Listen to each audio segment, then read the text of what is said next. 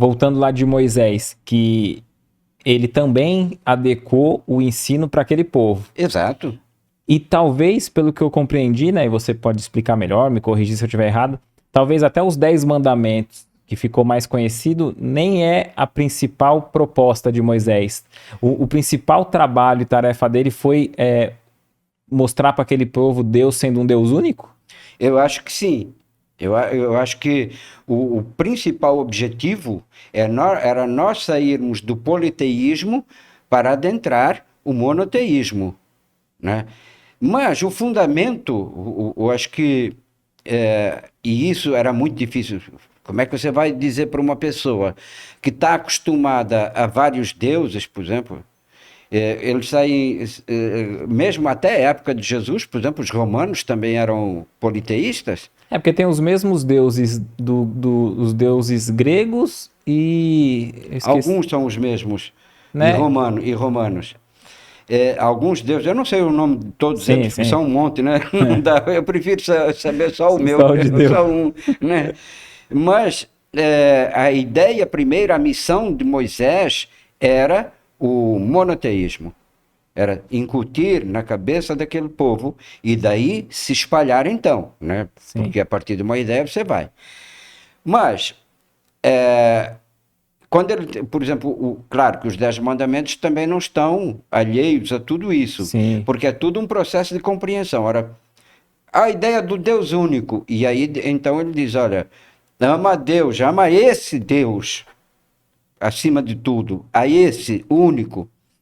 Mas veja que quando ele sobe o Monte Sinai e está lá escrevendo, talvez mediunicamente, ou tentando entrar em contato com a espiritualidade, alguma coisa, 10 mandamentos, que ele fica lá um bocado de tempo, acho que são 40 dias que ele fica lá, e quando ele volta, o povo já tinha se perdido completamente. Mas é compreensível. Você vai ver espírita passar na frente do cemitério e se benzer. Sabe? Porque é uma coisa que Cultural. cultural, e cultuaram isso durante tanto tempo que, embora às vezes saibam que não faz nada, mas é bom a gente se precaver, então faz o sinal da cruz, entendeu? Mas não parou para raciocinar e mudar o hábito, né?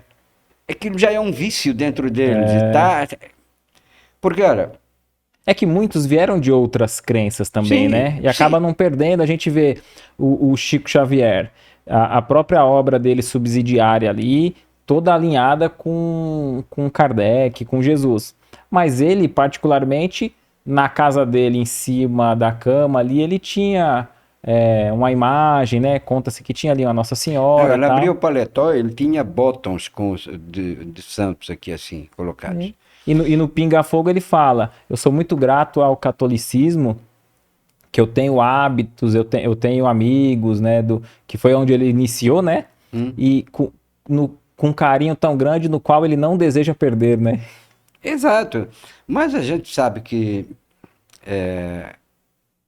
veja, ele tinha, por exemplo, Teresa de Aragão, que ele tinha uma idolatria por ela. Mas eram assim, eram amigos, né?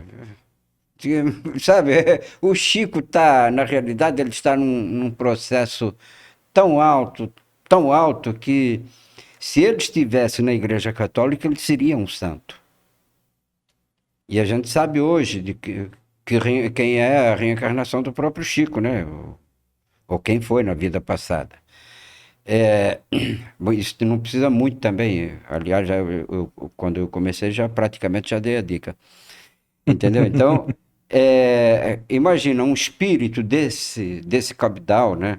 Quando ele tem ali os santos, ele tem amigos. Ele tem os amigos com quem ele conviveu, com quem que ele se lembra de outras vidas, né? Aliás, tinha um indivíduo aqui em Santos que frequentava um centro, era o Chino, e ele era muito rico. E diz que ele conheceu o Chico em outras reencarnações, e quando se encontrava com o Chico, não conversavam da vida aqui. Conversavam você lembra naquela época, em 1450 e tal, né? Olha que legal. É, só que o China ainda está muito preso ao dinheiro, né? Era um homem muito rico. Eu não devia nem estar falando o nome dele. Não, ele já desencarnou, mas tem familiares. Sim, sim, sim. E diz que o Chico uma vez falou para ele, ó, larga tudo isso, vem comigo. Ele falou, Chico, ainda não tá. É similar ao rapaz do Evangelho, né? Exato, exato. Falou, ainda não dá. Eu vou chegar lá, mas por enquanto ainda não dá. Quer dizer, mas é compreensível, nós temos que estar preparados. Deus não apressa nada. Deus tem o tempo dele, espera que a gente chegue lá compreendendo. É essa a grande questão. O raciocínio individual de cada um de nós é que tem que fazer a nossa estrada. Nós temos que trilhar por um caminho porque compreendemos que é esse o caminho que temos que seguir e por que nós temos que seguir. Pronto. Raciocinar sobre aquilo, né? Raciocinar. Daí, então, a fé raciocinada. Ora, Moisés vem exatamente... Não podia dar uma fé raciocinada naquele tempo. E por isso, ele deixa os 10 mandamentos. O que você achou desse corte? Coloca aqui nos comentários a sua opinião sobre esse tema. Para ver o episódio completo, é só pesquisar Recomeçar Podcast Espírita. E caso tenha ficado alguma dúvida sobre a doutrina espírita, é perfeitamente normal. Procure ler as obras de Allan Kardec.